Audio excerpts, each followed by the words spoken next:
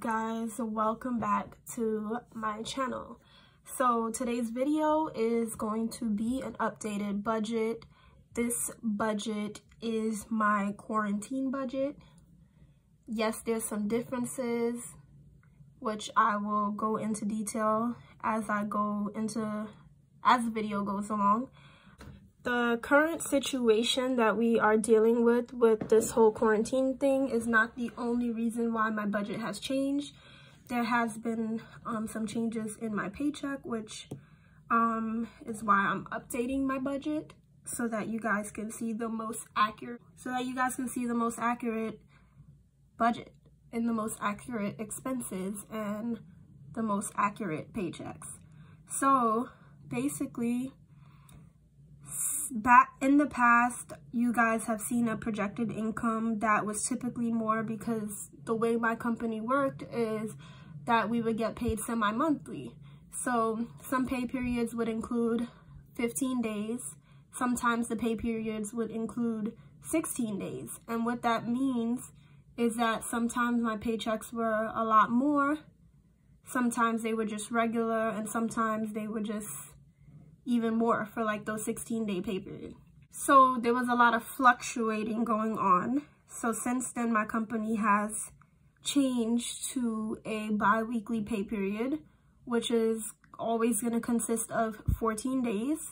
And for me, being that I work Monday through Friday, it will always consist of 10 days. And I am hourly, so it's always consistently going to be 80 hours per paycheck, where in the past, sometimes it's been 88 hours.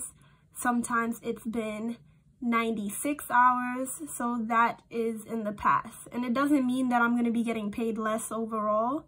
It just means that in a 2 weeks, in a month span, sometimes I might get only 2 paychecks with 14-day pay periods. And some months I might possibly get 3 paychecks. So you guys understand when you work bi-weekly what that means. It's every other Friday. So that is what I'm being changed to, every other Friday, instead of the specific dates that I used to get paid, which was twice a month. So some of my expenses have changed. If you haven't seen my last video, I did talk about some of them, but in this video, there's even more changes. So my cell phone bill is still at $70, the cable is still at $110, the gas bill, I upped it to $90, and typically it would be $70, but assuming that I am going to be cooking a lot more since I'm staying at home for now until things change. And even when things change, I don't plan on purchasing any takeout. I plan on bringing lunch every day, so that is going to mean more cooking, which could possibly increase the gas bill. So that's why I put 90. My car insurance is $280, car note is still $221, life insurance is still $33, Spotify is still $10. Disney Plus and Hulu is still $13. For my monthly necessities, I can't see myself driving that much much more, since I won't be going out that much. So I have cut my gas bill into half, because I won't have to fill up, that often, since I'm not driving as much. Now, people could say once I have to go back to work, then I should just drive to work instead of taking public transportation.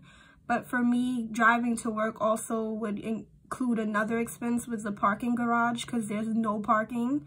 And that's $300 a month, which I'm not trying to spend. So I will be going back to public transportation. So this $35 will be fine.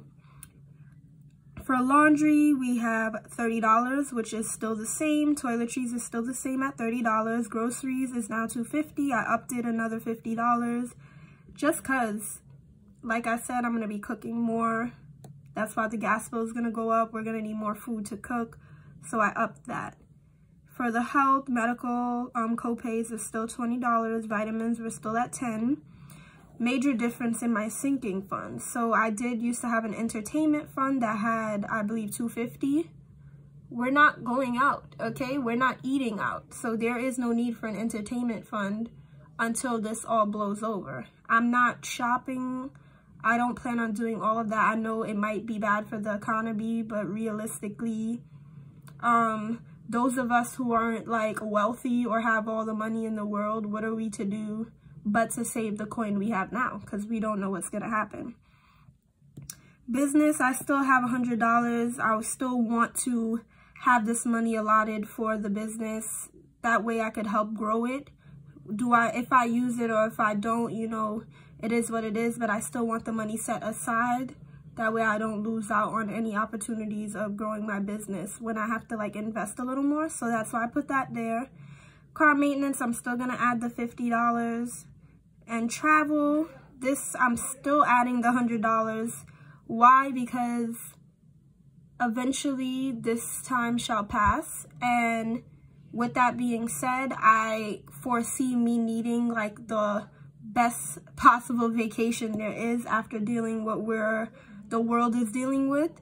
So I'm still putting money away for travel so that when the time is right and it's safe for us to travel, I am booking the next flight to someplace, some tropical island, okay? So we're still putting money into the traveling budget. Savings, I gotta highlight this. So for savings, let's see.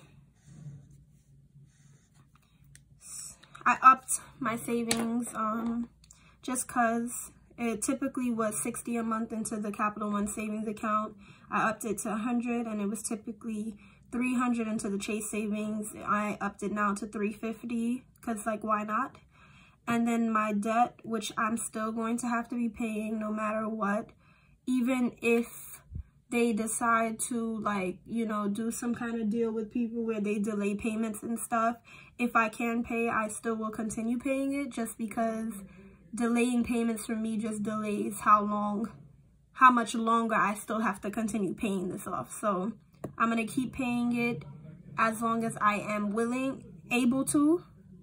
So that $400 is, you know, towards debt, personal loan.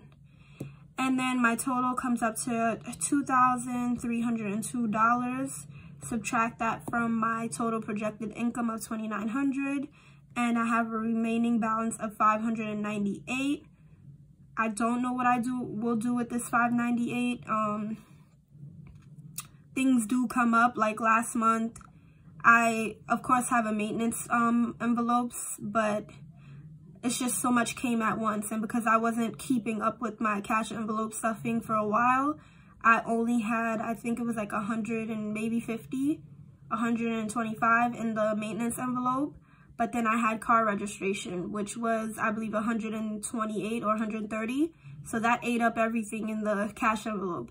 Then I had to do inspection and an oil change. So that is why I always like to keep a cushion for these other expenses. Now, I could have definitely been saving up for these because I did know that it was time to renew my registration in February. However, I didn't, because if you guys know, I'm not always consistent with the cash envelope. So I kind of like did myself a disservice. However, I always keep cushion because I know myself and I know that these expenses do tend to come around. So this is my updated budget, my quarantine budget. This is my budget that I'm going to continue to follow until things get back to somewhat normal. So yeah, so thanks for watching. If you guys have not already checked out my previous video, which is how I started my Etsy shop and tips that I have for you guys. Also, I share how much I made in Etsy, which I did not include in this income. Reason being, so far, I'm not planning on taking money out of that Etsy shop.